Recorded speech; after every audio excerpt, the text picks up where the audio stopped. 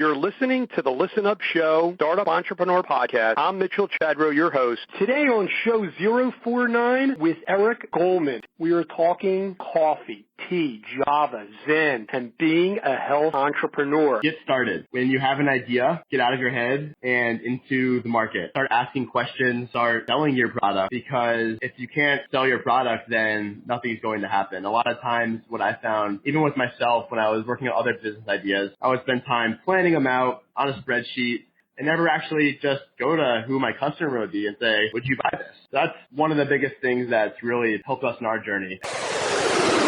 Listen up, trusted friends. It's your business, it's your family, it's your life. Now let's get started.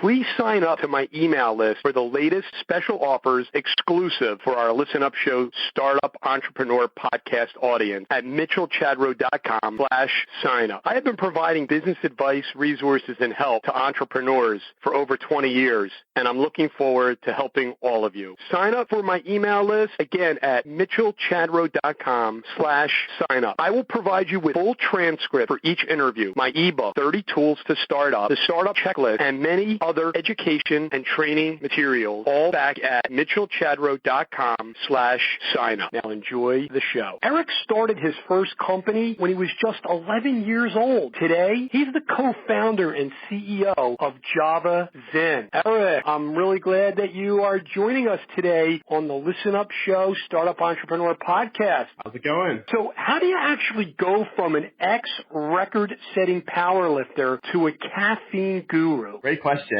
So my journey started in health when I was exactly 13 years old. It was the day after my bar mitzvah. My older brothers, I'm the youngest of three, they grabbed me and say, all right. Yeah, thank you. They say, all right, you're a man now and you're going to get in the gym. I was always overweight as a kid, never really in shape. I played some sports, but just always struggled keeping my health in good shape. So I got to the gym that next day, Monday right after. And there I am. I get to the bench press and I'm trying to lift the bar. It was 45 pounds and I couldn't even do it once. So I'm like, all right, here I am. Can't even do the bare minimum weight on this machine. But I saw on the wall next to me, there was a record board, and that's where there was this test where you would do 95 pounds as many times as you can on the bench press. And that was for freshman football. And the record the last year before me was 38. And I looked at it and said, I'm going to do 39. So that was my goal. And meanwhile, still couldn't do the bar, but I went to the gym every single day, Monday through Friday, didn't miss a single day. And right before my freshman year of high school, when I was trying out for football, I went onto the bench and didn't even count, just did as many as I could. I heard everyone shouting, he did 39, he did 39. So I broke the record. And from there, I just dove right into powerlifting, became a competitive powerlifter, broke several records in the state and the region, bench, squat, and deadlift. And that was kind of my first time really diving into what it meant to be healthy and fit. Injured my back. I herniated 6 discs in my lower back. Wasn't able to play football my senior year of high school. There was weeks of class I wasn't able to sit. And that's when I realized that health meant a lot more than just going to the gym and eating a lot of protein. That was my version of health before this happened. And it really got me into the sense of understanding the body more holistically and thinking about everything I'm putting in my body, how I'm treating my body. And that's when I went to college right after that and started to really think about myself. How am I going to be the healthiest version of myself? And because of college, I had 2 majors. I studied environmental science and economics with a minor in technology entrepreneurship. So I was always either studying or working. And that got me into coffee. So here I am, starting to live a healthier lifestyle in college and drinking a few cups of coffee a day. So everything that I was doing yoga, eating a vegetarian plant-based diet, and adding different herbs and superfoods into my smoothies in the morning. Coffee just felt out of place. When I would drink it, it would get me way up and then I would crash. And I knew there had to be a better way. And I started drinking more tea. So I went to green tea. I liked it because of the super high antioxidant content, but also when you drink a lot of green tea, you don't get the same jittery effect of coffee.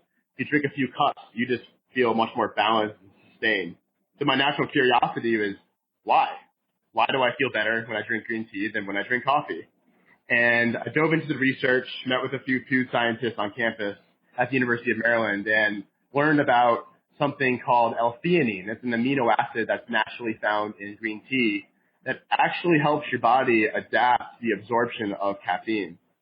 And I was like, well, this is awesome. What if I blend this with coffee to get the same energy of coffee and the delicious flavor while borrowing some of the health benefits of green tea? And that's what I would do every day after class. I would start mixing up a new batch and make myself a cup of coffee mixed with different healthy superfoods and teas. And one day my roommates were starting to drink it. It grew beyond my hall. People were starting to like it. And I decided to start selling it and turning it into a business. I learned that it was this way to really impact a lot of people who drink coffee, want to make incremental changes in their health and their own lifestyle, and started taking it to the farmer's market. And the very first time we ever sampled it on a mass scale was at a hackathon, which is a 36-hour event that a lot of universities do, where people stay up all night long coding, making apps, websites, anything with technology or something you can build. And I figured, wow, I bet you there's going to be a lot of people there drinking coffee. So what a great opportunity to just sample Javazen. So I went on Amazon, bought a backpack beverage center, and loaded it up with Javazen and popped in my waist and started passing it out just to see what people thought. And I kept hearing the same few words from tons of people that would come back to me. They said, I drank 4 cups of this throughout the entire event, and I did not feel jittery, and I did not crash. So that's when the idea of crash-free coffee was born. Our startup round. For all your hosting needs, head on over to mitchellchadrow.com/hosting. mitchellchadrow.com/hosting for all your web hosting needs. Who do you use to host this website? So take us to today. You start this company called Javazen. How did you become this caffeine guru? How did the whole idea of Javazen come about? It took probably hundreds and hundreds of iterations to get this right, because just steeping tea and coffee isn't going to cut it. That's just going to taste bad. So we started developing these methods of blending with different food science professors, and hundreds of iterations that we would take to farmers market after that to get taste feedback and feedback on how people. Who else did you work with or have help you take it to the next level? Yeah, we were really lucky to have access to, there's a commercial kitchen in the basement of the student union at the University of Maryland called the Maryland Food Co-op. It's a cooperative that's all worker owned, and they were generous enough to let us use their kitchen after they closed. So it had all the right certifications and regulations that we needed in order to make a food product and sell it and serve it to people. So we would go down to the basement, put on our funny hats and some gloves and beard net, and we would start blending up these different recipes. And we were also, meanwhile, we were in a program at the university that was a technology entrepreneurship incubator. So the first 2 floors of our entire apartment building, they were reserved for people in this program that all wanted to either start a company or be a part of a startup. So this is where we were able to be around people that were able to think very critically and get it in their hands, which I think is one of the most important things early on, is that there's kind of 2 ways you can get feedback. One of them is kind of like a gut reaction from who your actual customer is, and that's going to be worth its own weight. But another form of feedback, a whole other audience, are people who have experience in what you're doing and have seen what will work and what won't, and can provide more critical feedback on your higher level concept. So we were able to kind of have access to both, being at a university and being in the entrepreneurship program. You had also met Arianna Huffington. Did you have the opportunity of meeting her? Because obviously she's a very successful entrepreneur. So after about 2 years running the business, we applied to a competition called the Cupid's Cup competition. It is hosted by Kevin Plank, the founder of Under Armour. Every year there's over 400 applicants international, and we applied to it and we made it to the finals. And this is where we had a panel of judges: Kevin Plank, Arianna Huffington, Wes Moore, and Dan Gilbert. They were on the panel. We pitched them in front of a live audience. I believe it was live streamed by CNBC nationally. This was our largest platform we had ever pitched Javazen on, and we won the grand prize of $80,000, and that also gave us access to the judges network. So one of the questions that Arianna Huffington asked on stage after we did our pitch, they had 5 minutes for questions. Her question was, have you thought about sharing this story on the Huffington Post? So that was her invitation to become a blogger on the platform and start to share a story and some of the tips we've learned about caffeine, how to use it in a way that's healthy, how to use it mindfully. And since then, I've been able to start to share some of this knowledge that I've learned and gained. And what it really comes down to, the idea of caffeinating mindfully, is using caffeine with intention. It starts there. When you drink coffee, you're allowed to get a lot more value out of it when you use it with intention. Starting with when you are brewing it, instead of just making a cup and chugging it and going out the door, almost respecting it, that what it's going to do for you, and setting an intention before you drink it, because it can give you a lot of energy. Coffee is one of the most energy-dense foods on the planet. It's actually a fun fact. It's also one of the main antioxidant sources for most Americans' diet. So when I first started the company, I found myself using caffeine recklessly. I would drink 4 cups. I would use it, stay up all night, pull all-nighters, but using it in a way that fits in as a whole picture and using it not as a crutch, but almost as a tool, it changes the game. Instead of covering up a Band-Aid, you slept too much and you need coffee to get you to your next meeting. It's instead recognizing that you're using it as that Band-Aid and then recovering and letting your body rest and sleep on the other side of it. So I've learned a ton of different hacks and techniques that you can do with caffeine. I was basically biohacking my own body while I was in college. But my favorite one is simple. When you caffeinate, hydrate. So what happens when you drink coffee? It will curb your appetite, so make you have less desire to eat. And what also to drink water. What happens when you are dehydrated is your blood becomes thicker and harder to pump. So that uses more energy. And that is one of the top reasons why you actually get the coffee crack, is because your heart has to work harder when you aren't drinking water. So the easy rule of thumb is drink 1 glass of water for every cup of coffee you drink. Perfect. I love it. That's great. Let me ask you this. The number of customers that you have and how you're actually distributing your coffee product today. You had mentioned that you got the $80,000 2 years hence, but can you talk to us a little bit about prior to that, how you built up your customer base and how you then went from making the product downstairs in a basement in the college to getting it actually on the shelves at various stores, and how you kind of did that over time? Sure. So our first store was Mom's Organic Market. It's a local chain of very high quality, organic, sustainable foods. That's all we carry on the shelf. I think about 20 stores now. We got into the first store in College Park, which is the city where the University of Maryland is in. And how'd you get in there? My co-founder Ryan got us in. He is our director of sales. I brought him on when we first started, before we made our first sale. He was actually my roommate, and he has a personality that he goes in a room, he'll come back out with 20 friends. So he is the one who has been doing a lot of our outreach to different retailers and wholesale accounts. So I was actually abroad during the time, and this is like still in college, wasn't super committed to the company, but knew that it had potential. And I get a call from Ryan saying, hey, we got in our first store. So I was like, all right, I'm coming home. So I flew back, and there we had it. We were in our first store next weekend. We were in the store doing a demo or a product sampling. We set up a table. We brew up the Javazen, and we give out little 2-ounce samples of it for people to try, and if they like it, they can buy it. And but how did you begin to start mass producing it? Because how do you take it from the basement, making a small batch, so to speak, to giving out small samples, to now you've got to obviously stock the shelves with maybe a much larger quantity of your product? We were able to do a good amount actually in that commercial kitchen. It started, what we were able to do, I think, was a few hundred units every night when we did it. So that was able to really supply us for the first 10 or so stores. And then the opportunity that really got us to the next level was our coffee supplier. He actually volunteered to make it for us. And what happened was,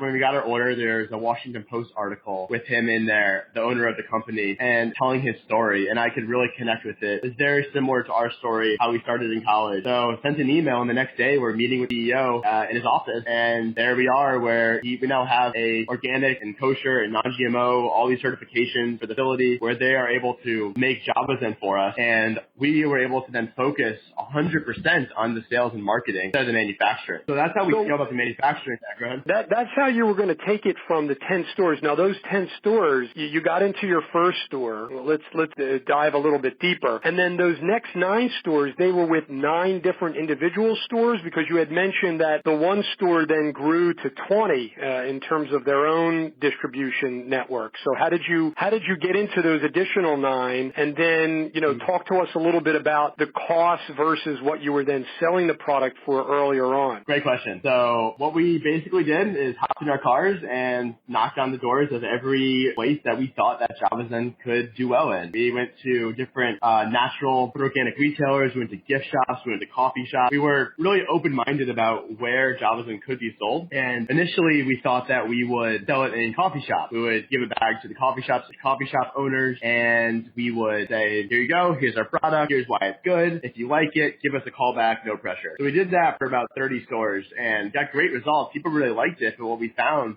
was that when you're selling to coffee shops, you're not just a coffee supplier. You are selling service and equipment. A lot of times, coffee shops, they expect the coffee supplier to also to lease out the equipment to them and serve it when it breaks. So here we are still in our dorm room, and we're not really thinking that we want to build a business where we need to buy hundreds of thousands of dollars of equipment and run around with a tool chest in our trunk servicing equipment. What our goal was is to distribute this amazing, healthy product that we created to as many people as possible. So back to the drawing board, we started doing it through the grocery channel.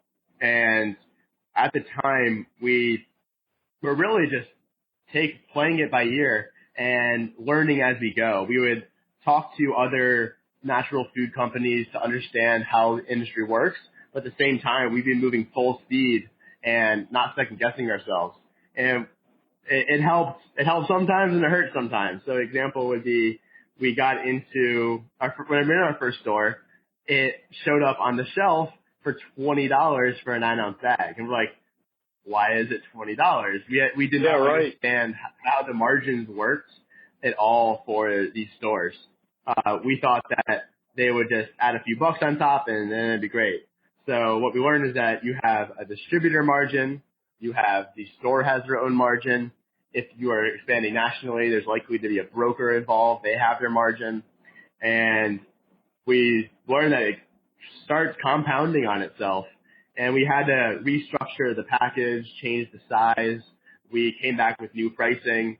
And we were lucky to be able to do that when we were only in a few local stores. So what was it costing you? So for your standard bag at that time when you were getting it into the first, let's say 10 stores, what was it costing you and what were you selling it directly to the store at? I believe at that time, the costs are different now, it was about $8 for a bag. And I'm sorry, how much? How much? $8. How much? $8 for a bag. Okay. And it would sell to these stores. We initially sold it for $12. We thought that margin is from everyone we talked to is what you need to operate your business. And then it showed up in the shelf for $20. We're like, oh, well, that's not going to work. And how much would it cost you? How much would it cost you though to make? It was $8 to make. I got you. Okay. Yeah. And what we decided to do, and this is a model that I think it was definitely a lot of risk, but it definitely paid off. What we did was we pulled up a spreadsheet and called up all of our suppliers and said, hey, when we order this much, how much can you sell it to us for?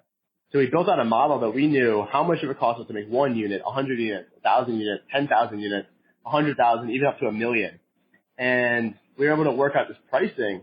So even though it cost us $8 at the time, we were able to sell it knowing at that price, knowing that at a certain scale, we could get to the price where we can have a margin.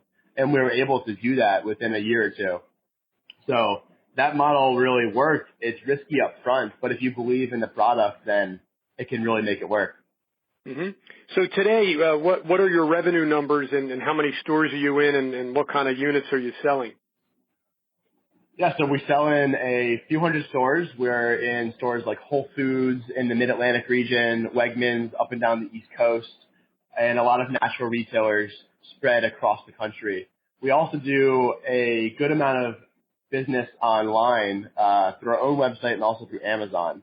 And Amazon is one of the channels that's actually doing extremely well right now.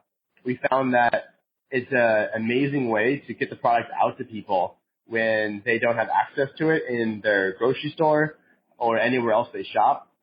We've been able to create these paid ad keyword campaigns where we can highlight different features of the product, and it is able to introduce it to people. If someone's looking for low acid coffee, then we can, when they type that in, Javazen can become the first result.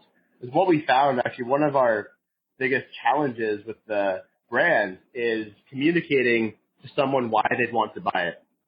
Because we have so many benefits because of the ingredients you put into it, and it's almost, you can have a list of all these amazing benefits you get from drinking it, but what does someone care about? And Amazon has really actually allowed us to test those things with different keywords.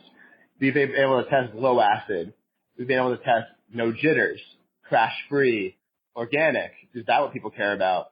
Direct trade. So when I go to Amazon and I'm looking for coffee, and I would gather that it can be a very crowded market.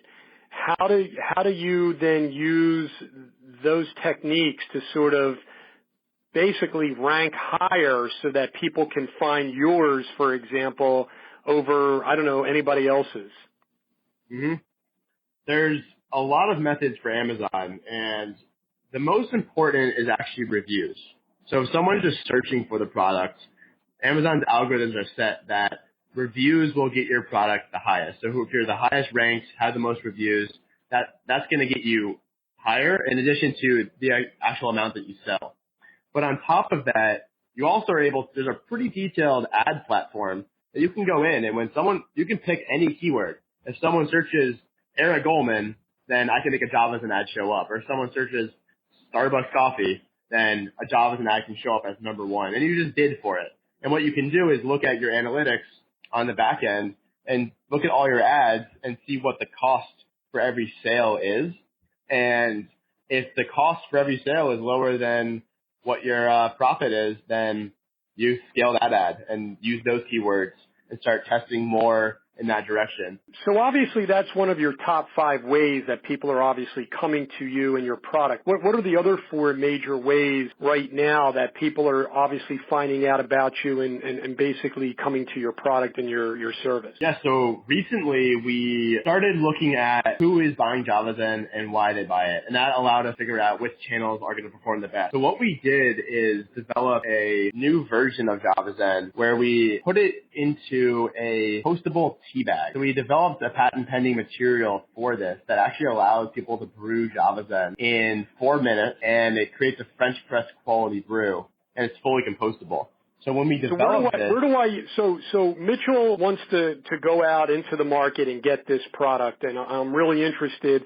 I might not know how to use a French press, and so I'm able to sort of go and get this product. I don't want to make it like I have to get a PhD in coffee and tea. So where can I actually go to basically get this and get high quality tea and or coffee and bring this basically into my home? The easiest place to find it is on Amazon, and it's either Amazon or our website. We have retailers around the country, but not every region is covered. What we have been doing recently is selling to a lot of offices, though. So if someone wanted to have Javazen available in their office, we have been serving, we have Javazen available we have a break room program. And what we found is that a lot of coffee is drank in offices. Just like I was drinking coffee in college, it's almost the same thing. You're working a lot of hours.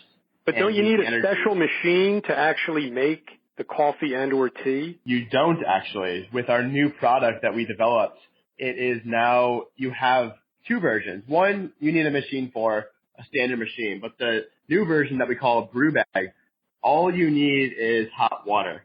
It's in a fully compostable tea bag that we designed for coffee and Javazen. And you put it in a cup of hot water, you let it steep, and you drink it, and you feel amazing. That's all that's required.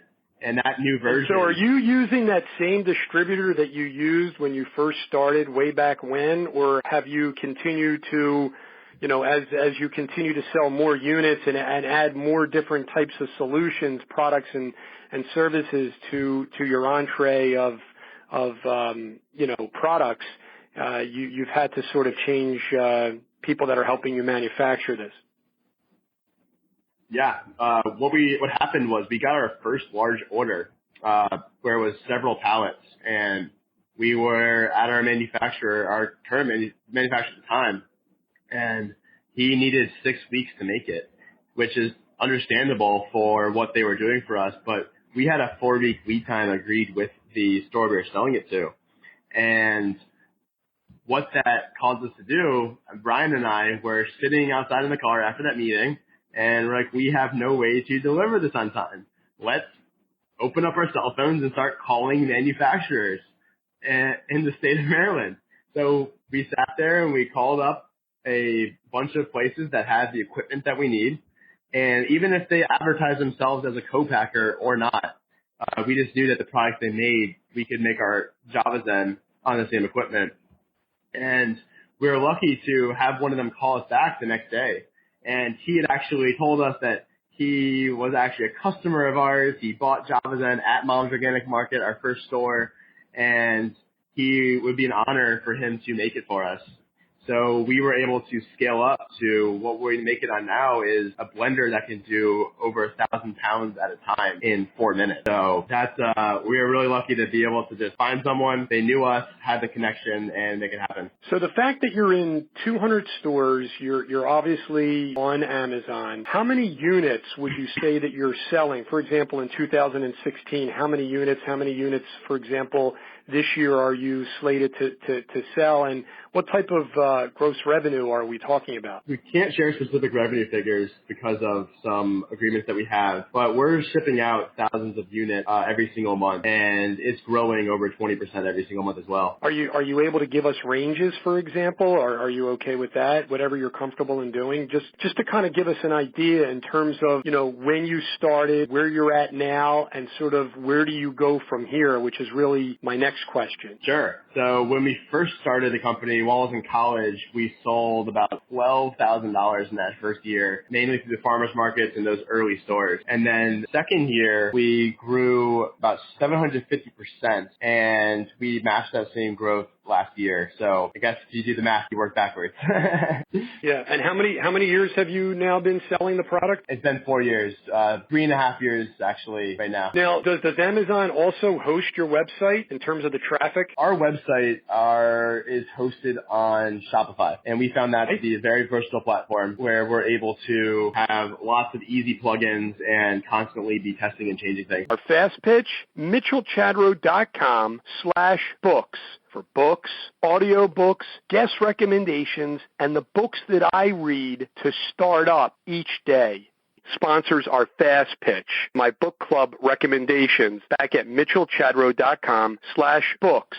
To see more of my recommendations and recommendations of our guests, just go to mitchellchadro.com/books. It's your number one resource for book reviews and recommendations. What book could you recommend to the audience on not only business books, but inspirational books for our startups and to get ideas? Mission in a Bottle by Seth Golman, the founder of Honest Tea. That walks you through many of the challenges that you're going to face starting a either food or beverage company. And it does it in a fun way. It's almost like comic book style where it really gets you to connect emotionally with what's going on. The show notes are going to be back at mitchellchadro.com/show049. Also, we're really resourceful here. We like not only free resources and great stories like you have, but you're obviously an entrepreneur that obviously has been extremely resourceful. So with that in mind, it's all about productivity and really good apps. So can you recommend something to the audience? Sure. I have been playing around with a lot of different ways to manage my day-to-day tasks and different systems of organizing what I have to do and what I like to do. So it's not an app, but a pretty easy system of organizing what your daily to-do list is going to look like. And it starts with having what is your most important task of the day. You pick one thing. And that's the one thing that you are going to be happy if that is all you completed. And then it goes into 3 to 5 of your secondary tasks that you need to do. And those are things that would make you not only make the day better, but you're not allowed to start on them until you do the most important task of the day. And then below that, additional tasks, another level of you won't touch those until you do the secondary task. So I can actually send over a template to you to add to the show notes for people to use. I found that a lot of times as the CEO of the company, there's so many things I can be doing, I should be doing, I want to do. A lot of times I would be very productive throughout the day, but at the end of the day, I wouldn't feel like fulfilled and feel like I did what I needed to do. So starting the day or even the night before, picking what will make you fulfilled and setting that intention before you start the day, you can then go before you're about to wind down for bed, look at it and feel accomplished and proud that you did what you said you would do. Our wrap-up round, mitchellchadro.com/photos for all your graphic design needs. So how can people stay in contact with Eric? The best way is to find me on LinkedIn, and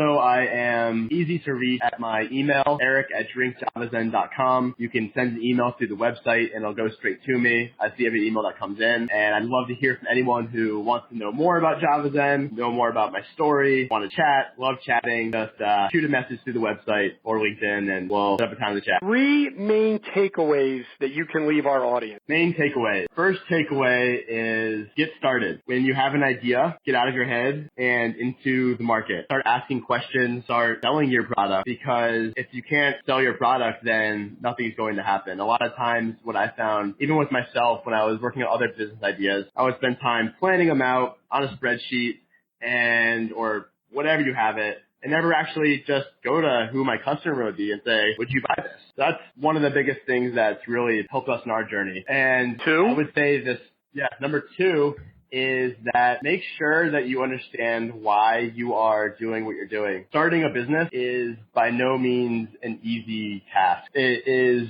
straining emotionally, physically, spiritually, and there's been moments where I've found myself not losing sleep, waking up and having to take care of emergencies that come up, whether it's manufacturing or anything. And it becomes a lot easier when I can look at myself and say, I know why I'm doing this, and I'm doing it to make people's lives healthier. And to me, that's inspiring, and to give me energy whenever I need it. And 3? Health matters. Health, physical health. Take care of your health, because that's all you have. And it can make you more productive. If you take an hour to go to the gym, it will buy you 2 hours of productivity. So taking care of your health is the name of the game. Just want to thank you so very much. And we're really looking forward to continuing to keep in contact and finding out what the next step is here with the company and with you. Thank you so much for having me. You take care now. I'll be talking to you real soon. Be good now. Bye-bye. Bye. In closing, let me ask for my listeners' help. First, please subscribe to my email list at mitchellchadro.com/signup. You will get all the full interview transcripts, my ebook, 30 Tools to Start Up, where I talk about these free resources in show 006. You'll get the startup checklist, education and training materials, and other resources just by signing up at mitchellchadro.com/signup. Listen up, trusted friends. It's your business, it's your family, it's your life. Go out and live it. Back at mitchellchadro.com/signup, help me boost the rankings of the Listen Up Show, the Startup Entrepreneur Podcast, by providing a well-written review in iTunes. mitchellchadro.com/iTunes. It helps other people find the show. If you actually need instructions on how to do this, you can find that back at mitchellchadro.com/signup. Thank you so much for subscribing to my email list and providing a written review on iTunes. Until next time.